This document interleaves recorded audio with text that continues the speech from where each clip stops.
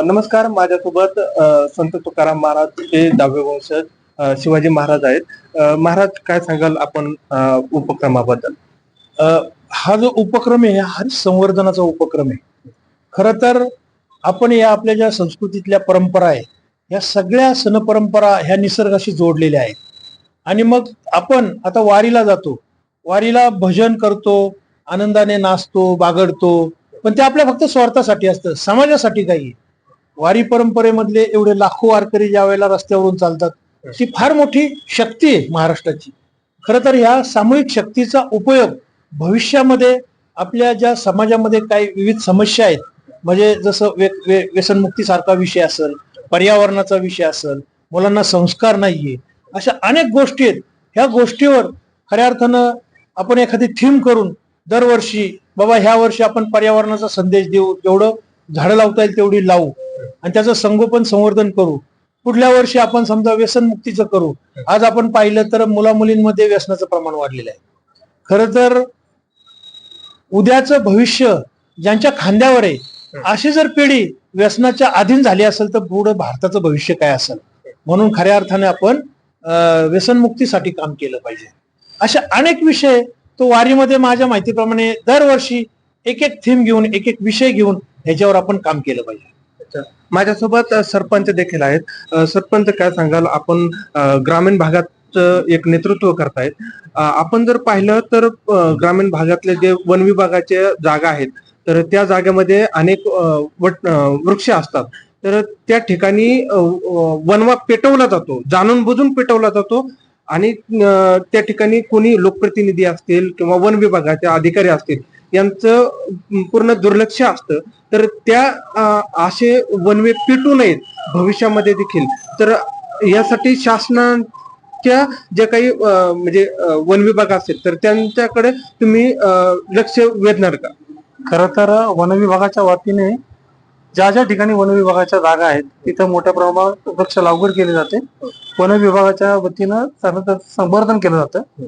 पण खऱ्या अर्थाने ज्या वेळेला ती झाडं मोठी होतात, वाढतात, त्यावेळेला समाजातले काही चुकीचे वागणारे लोक तिथे जातात आणि चुकीच्या पद्धतीने तो वनवा पेटला जातो. वन विभागाच्या वतीने त्याच्यावर कारवाई केली जाते. आता वृक्षदाईच्या माध्यमातून सनवृक्षांचा संकल्प, पर्यावरण रक्षणाचा एक संकल्पना आपण घेऊन जात असताना मगाशी पण आमच्या अध्यक्षांनी असं सांगितलं बापूंनी की ही खरं तर वृक्ष संवर्धन ही सामाजिक चळवळ व्हावी. त्याचं कारणच हे आहे की वन विभागाच्या वतीने तिथे शिपाई उभे केले जातात, पोलीस उभे केले जातात, पण दुपारी संध्याकाळी ज्यावेळेला तिथे कोणी नसतं तो वनवा लागतो. जी पर्यावरण रक्षण करणारी मंडळी आहे तिथं ती आपला जीव धोक्यात घालून ते संवर्धन करण्याचं काम करत असतात.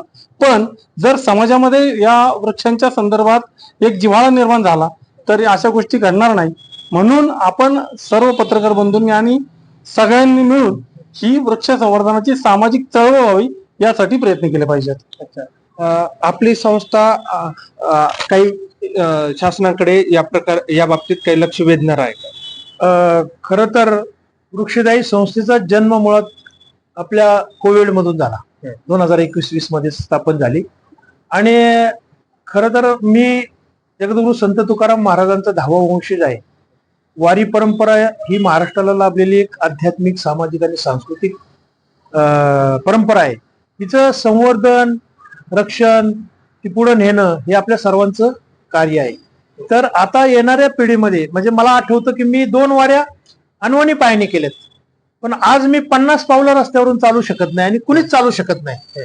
जो दुपारच्या भर उन्हामध्ये, म्हणजे आजचं सोडून द्या, काल पाऊस पडलाय, पण कालपासून अगोदरच्या दिवशी 50 पावलं जर तो चालला तर मी त्याचा गुलाम होईल. आज अशी परिस्थिती आहे रस्त्यावर. मग आज आपले पालखी महामार्ग झालेत, त्या पालखी महामार्गावर अनवाणी पायाने चालणं अवघड आहे.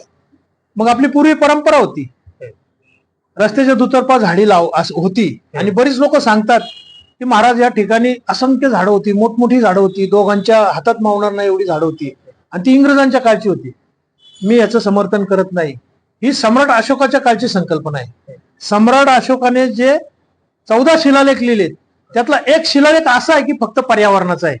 त्यांनी स्पष्ट सांगितलंय पर्यावरण रक्षणासाठी की रस्त्याच्या दुतर्फा आपली देशी झाड, म्हणजे त्यावेळेला देशीच झाडं होती, झाडं लावावी जेणेकरून त्या पशु पक्ष्यांना त्याचा लाभ होईल, येणाऱ्या जाणाऱ्या वाट सरूला त्याची फळं खायला मिळतील.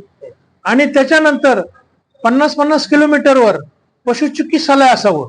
म्हणजे त्यावेळेचं जे आपण प्रवास करत असतो तो केवळ गाड्यांवर नव्हता, पेट्रोल डिझेल त्यावेळेला काय नव्हतं, तो आपला प्रवास घोडागाडीतून बैलगाडीतून व्हायचा. मग त्यासाठी आपण जे पशु हे करतो म्हणजे घोडा असेल बैल असेल तर ह्यांचं सुद्धा त्यांनी लक्ष दिलं होतं की त्यांच्यासाठी पशु चिकित्सालय असावं. ठिकठिकाणी 10-10 मैलावर पिण्याच्या पाण्याची बावडी करावी, विहीर करावी. म्हणजे हे त्यांची खरी संकल्पना आहे. हे आपण ह्या पालखी महामार्ग हरित अभियानाच्या अंतर्गत ती संकल्पना वापरून हा विषय आपण शासनाने आणि लोकसहभागाने हा पुढे न्यायला पाहिजे. आणि महाराष्ट्रातले सगळे पालखी महामार्ग म्हणजे निवृत्ती ज्ञानदेव, सोपान मुक्ताबाई, एकनाथ नामदेव तुकाराम हे जवळजवळ 7 महत्वाचे पालखी महामार्ग आहेत. त्याच्याशिवाय महाराष्ट्रातून येणारे संतांच्या पंढरपूरला येणाऱ्या ज्या पालख्या आहेत छोट्या मोठ्या, अशा 140 पालख्या पंढरपूरला महाराष्ट्रातून येतात. हे सगळे पालखी महामार्ग जर हरित झाले तर महाराष्ट्राचं एक जे म्हणतो आपण रूप ते हरित असेल आणि एक हरित चळवळ या निमित्ताने उभी राहील आणि त्याला चांगल्या प्रकारे लोकसहभाग मिळेल असं मला वाटतं. तर नक्कीच वृक्षदायी प्रतिष्ठानचा जो उपक्रम आहे त्यामध्ये लोकसहभाग देखील तितकाच महत्वाचा आहे. केवळ शासनाचीच जबाबदारी आहे असं नाही, आणि आपण देखील या अशा उपक्रमामध्ये सहभागी होऊन पर्यावरणाचा जो समतोल आहे तो राखण्यास मदत होईल असं मी रिपोर्टर टुडे न्यूजच्या वतीने आवाहन करत आहे. Reporter today news.